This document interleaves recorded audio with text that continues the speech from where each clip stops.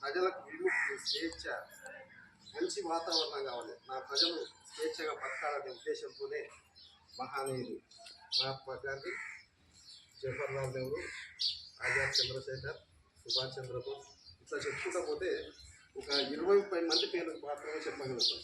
కానీ మరుగున పడినటువంటి వ్యక్తులు ఆనాటి బ్రిటిష్ పాలనలో జైళ్ళలో మగ్గిన వాళ్ళ సంఖ్య ఇంకా తెలియదు. ఉదాహరణ చెప్తాను, ట్రిపుల్ సినిమా ఉంటుందా, ట్రిపుల్ సినిమాలో రామ్ చరణ్ ఒక గోతి వేస్తాను.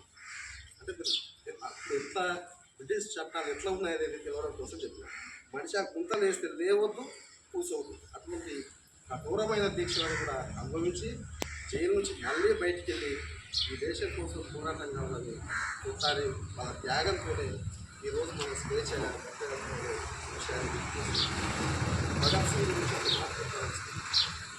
భగత్ సింగ్ 3 సంవత్సరాల వయసులోనే తోటల మీద చెట్టు నాటితే వాళ్ళ ఆయన ఏమడిగితే, ఏ నాయన చెట్టు నాటులో అంటే చెట్టు కాదు గన్నులై మెరుస్తాయని మాట్లాడి మహాదేవుడు భగత్ సింగ్. భగత్ సింగ్ వాళ్ళ 4వ సంవత్సరంగా వాళ్ళ కుటుంబం కొంచెం ఈ పోరాటంలో నిమగ్నమైనది.